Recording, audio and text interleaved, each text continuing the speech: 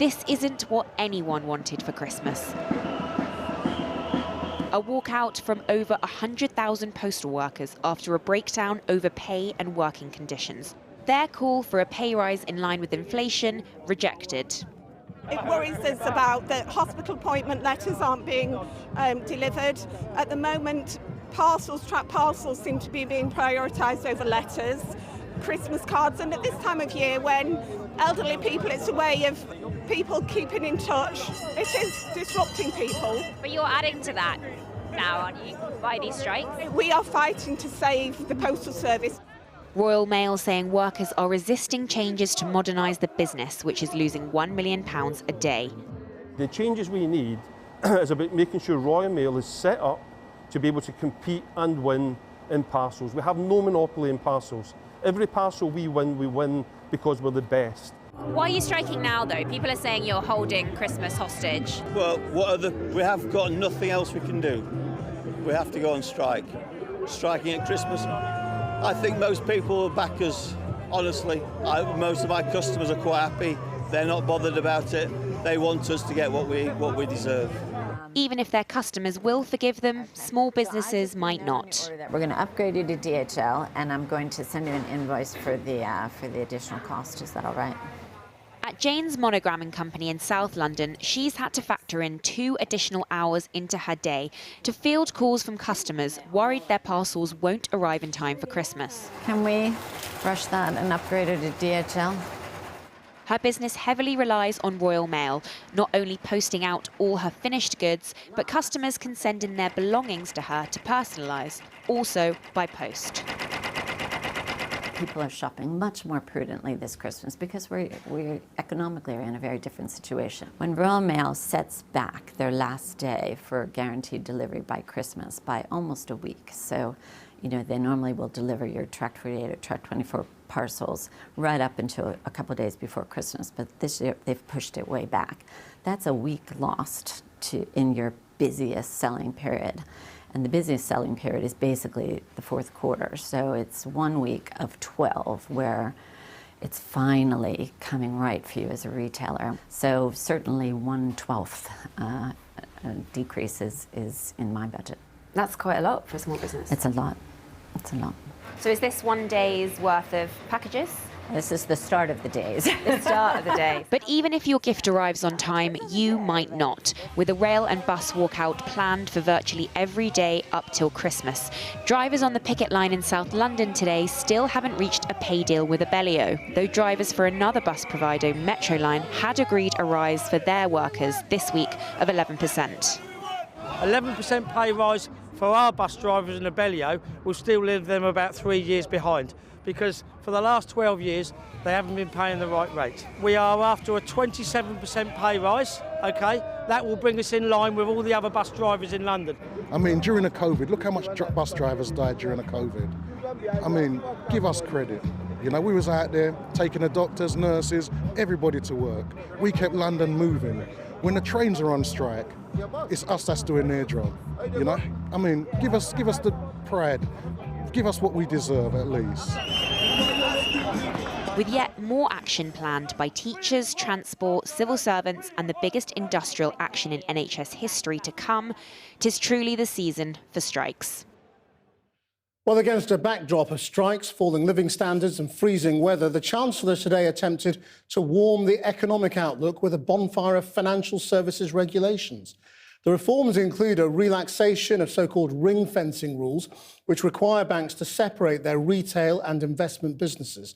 Changes to hiring and monitoring, meaning executives won't be held directly responsible for issues on their watch. Reform of short-selling rules, where traders buy and sell assets hoping the price will fall. And plans to consult on a new central bank digital currency. Labour's called the plans part of a race to the bottom, but rolling back legislation designed to prevent a repeat of the 2008 crash will, Jeremy Hunt says, turbocharge growth without destabilising the system. We have learnt the lessons of that crash. We put in place some very important guardrails which will remain, but the banks have become much healthier financially since 2008. We put in place a process so that financial issues can be resolved, which we didn't have before. Well, Mr Hunt says those reforms will help increase Britain's sluggish productivity, a perennial problem for governments, but something that's likely to be made worse by the volume of strike action planned over the coming months. Those strikes are now being pitched by Rishi Sunak as a battle between union bosses and ordinary people. Our policy correspondent Paul McNamara is in Downing Street. Paul. Yeah, Chris, Christmas looming, strike action en masse across the nation, across so many sectors, as you heard earlier on. That is front and foremost in the Prime Minister's mind. Now, in recent days, the rhetoric from Rishi Sunak has been ramped up. On Wednesday in Parliament, he was talking about tough new laws to, quote, protect the lives and livelihoods of the British public against strike action. But it's just 2 weeks until Christmas. A lot of people are wondering, do they need to start changing their plans now? Because they would need to do that pretty soon. So the questions for the Prime Minister are, look, is this just all talk, or have you really got time to do anything now? And what are these tough new plans? There were some briefings that they might include banning emergency workers from even being allowed to strike. I put those questions to the Prime Minister this morning on behalf of all broadcasters, and listen out to his answers, because he's still refusing to give any detail. Now, the suspicion is amongst his critics that actually he hasn't got time to push through any new laws, whatever he comes up with.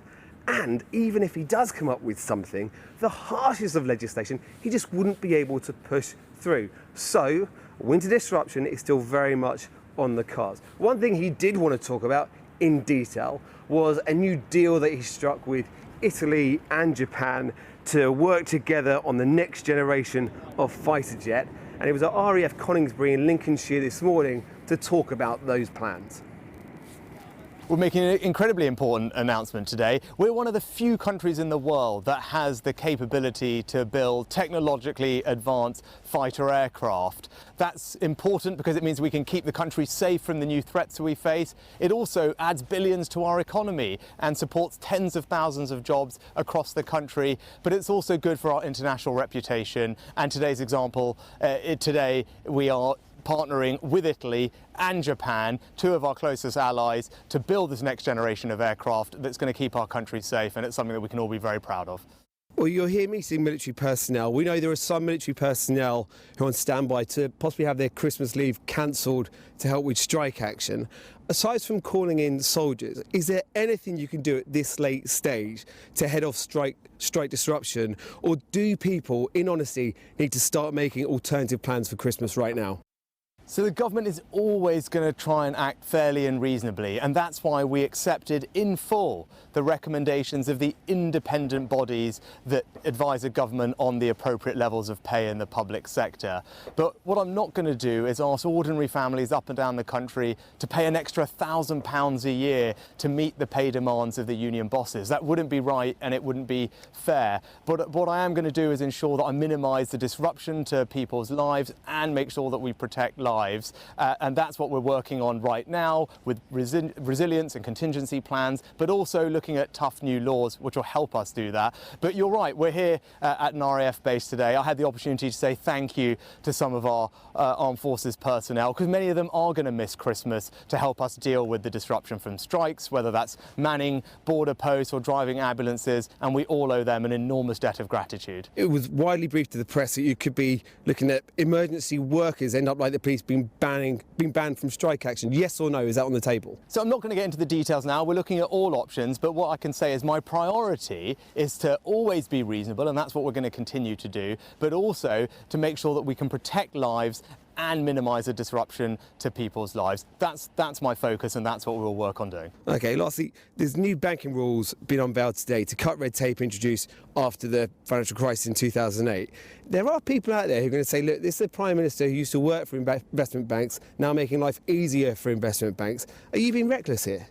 The UK has always had and always will have an incredibly respected and robust system of regulation for the financial services sector. Of course, that's the right thing to do, but it's also important to make sure that the industry is competitive. There are actually 1 million people employed in financial services, and they're not just in London and the city. They're spread across the country in Edinburgh, in Belfast, in Leeds, in Bournemouth, and we want to make sure that we can continue creating jobs across the United Kingdom. Today's reforms will mean that the industry remains competitive, we can create more jobs, but of course, this will always be a safe place where consumers will be protected.